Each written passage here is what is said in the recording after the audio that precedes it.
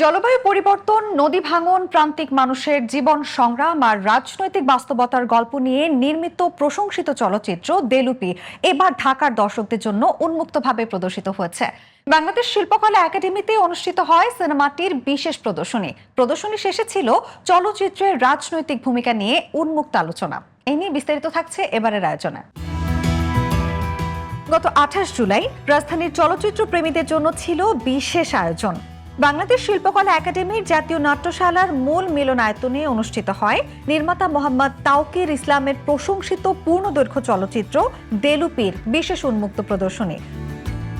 বিশেষ এই আয়োজনে খুলনা থেকে ঢাকা এসেছেন চলচ্চিত্রটির অন্যতম অভিনেতা রুদ্র রায়, যিনি ছবিতে মিহির চরিত্রে অভিনয় করেছেন। প্রদর্শনী শেষে অনুষ্ঠিত হয় একটি উন্মুক্ত সংলাপ পর্ব, যেখানে চলচ্চিত্র নির্মাতা, শিল্পী এবং দর্শকরা মত বিনিময়ের সুযোগ পেয়েছে। আমাদের এই ছবিটা সর্বপ্রথম দাদারা সবাইকে বলেছিল যে এই ছবিটা সর্বপ্রথম রেডি হয়ে যাওয়ার পরে গ্রামে দেখানো হবে, কিন্তু সর্বপ্রথম তারা যা বলেছিল তাই করেছে, গ্রামে দেখিয়েছে এবং হাজার হাজার লোক এই ছবি গ্রামে দেখেছে এবং তারা সবাই খুশি। মিহির যে চরিত্রটা, এটা খুব ইন্টারেস্টিং একটা চরিত্র ছিল।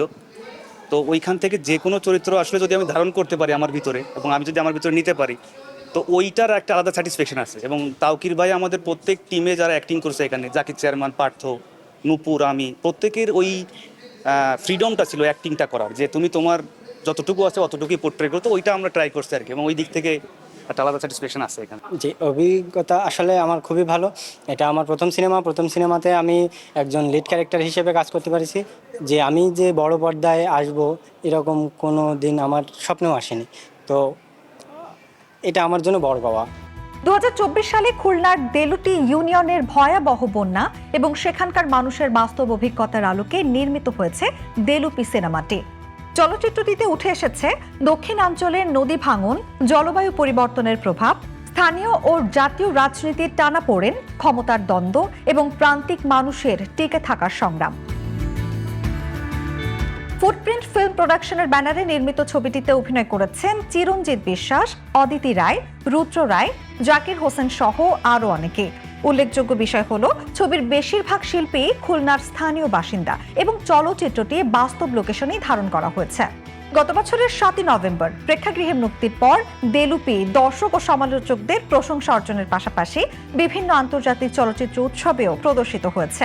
মানুষের গল্প যেই সিনেমাগুলোতে দেখানো হয়, সেই সিনেমাগুলোও একই সাথে এন্টারটেইনিংও হতে পারে এবং সেগুলো দর্শকের কাছে পৌঁছানোটাও খুব জরুরি। তো সেই জন্যই সিনেমাটা হলে একটা সময় পর্যন্ত চলেছে, লম্বা সময়ই চলেছে।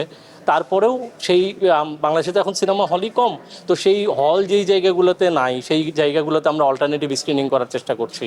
আজকে এখানে আমরা ভেবেছিলাম যে যদি ভালো সাড়া পাওয়া যায়, যেটা পাওয়া গেছে, আপনারা দেখেছেন, তাই ঢাকাতে সিনেমাটা আবারও কমার্শিয়ালি রিলিজ করা যায় কিনা সেই একটা সম্ভাবনা যাচাই করার জন্যই মূলত আজকের এই প্রদর্শনীটা।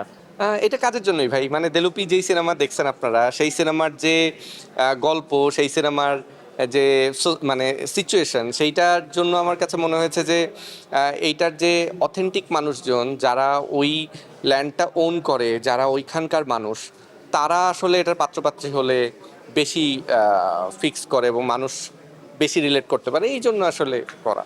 বাস্তব জীবনের গল্পকে পর্দায় তুলে ধরা দেলুপির এই উন্মুক্ত প্রদর্শনী শুধু একটি সিনেমা দেখা নয়, বরং চলচ্চিত্র, সমাজ ও রাজনীতিকে ঘিরে মুক্ত আলোচনারও একটি গুরুত্বপূর্ণ উপলক্ষ হয়ে উঠবে বলে মনে করছেন সংশ্লিষ্টরা।